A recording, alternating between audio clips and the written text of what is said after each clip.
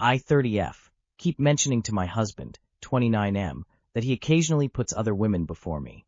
We've been married for 8 male. This has happened maybe 5 times, but 5 times too many for me. This has been going on since we were just boyfriend and girlfriend, 2 plus YRS. I've expressed how hurt and uncomfortable this makes me, but there's no change. He's the nice guy and fully embodies that title. He recently did this same thing a few times on a trip that I was upset/very uncomfortable on because of family drama. The women in question are his friends or his sister's friend.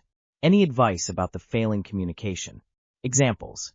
Grabbing another woman's heavy bags and not mine because he thought I didn't need help.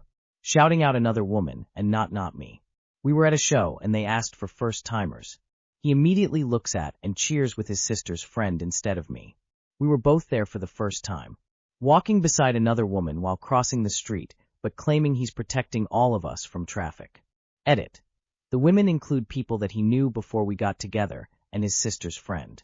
He is more concerned about looking like a kind and considerate guy than being a good husband. He's looking for praise from someone other than you. He wants validation from other women.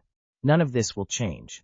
You will either have 1, talk to him about this again and again 2, accept that he's an insecure man looking for other women that aren't you for validation, or 3, leave him. The issue might not be failing communication.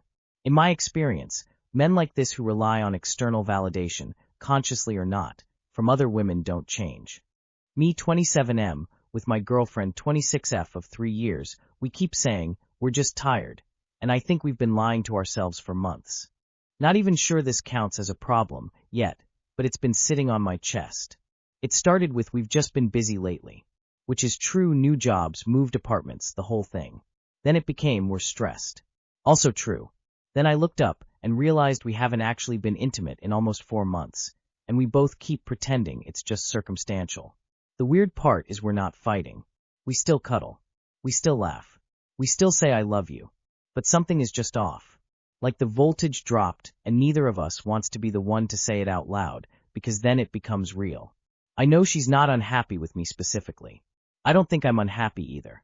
It genuinely feels like stress and routine just quietly ate something that used to come naturally. We're mid-20s, we shouldn't feel like a married couple who've given up, you know? But I also don't want to make it a whole thing and stress her out when she's already stretched thin. Has anyone come back from this kind of slow drift?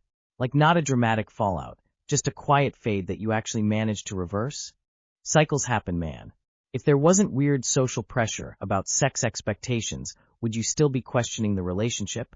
My advice is try some lingerie, get a mirror involved, try toys, take MDMA. Okay okay. I, 23F, just learned a truth I wish I never knew about my boyfriend, 27M.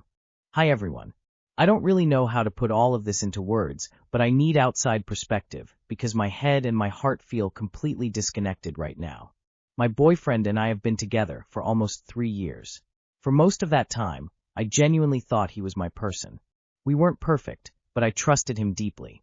I thought we were safe. A few months ago, my cat got really sick. Mind you, she wasn't just a pet to me.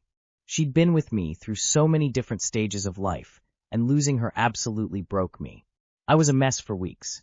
Grief does something strange to your brain and body, and I wasn't myself at all. During this period, I noticed he became more distant, less patient, less present. He wasn't cruel or anything like that, but he wasn't supportive/empathetic either. I assumed he just didn't know how to handle seeing me that sad. I tried to tell myself I was already overwhelmed, and maybe I was just reading too deeply into things. I didn't want to make it into a thing. Turns out, I wasn't. A week after my cat died, I find out he'd been cheating on me. And not just with some random person, it's with a girl from our church.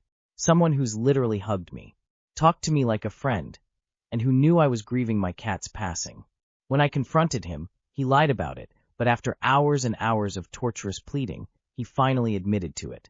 But he also had loads of excuses. I didn't know how to deal with your grief. I felt so lonely.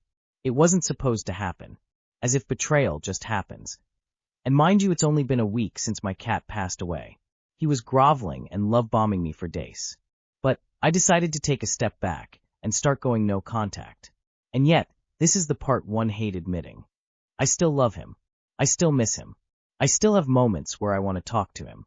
I still feel grief for the relationship on top of grief I'm already dealing with. It feels like losing everything twice. I feel ashamed that my heart hasn't caught up with reality. I feel stupid for missing someone who clearly didn't respect me. But the feelings are still there, and I don't know what to do with them.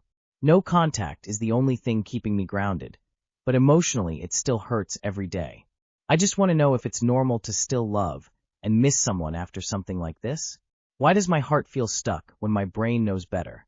How do I keep moving forward without hating myself for still feeling attached? Thank you if you read this. I genuinely need perspective. Too long did not read. My boyfriend cheated on me with someone from church while I was grieving my cat. I went no contact and left, but I still love and miss him, and I don't know how to process why I feel this way or how to move forward. I still love and miss him, and I don't know how to process why I feel this way or how to move forward. You did the right thing, but now you are grieving the loss of this relationship and the person you thought you knew. Que asco de hombre. Lamento mucho la pérdida de tu bebé. The standard advice is don't date church people, but that might not work for other church people.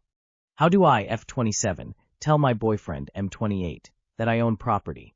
I've been dating my boyfriend for a while, and I feel very serious about him.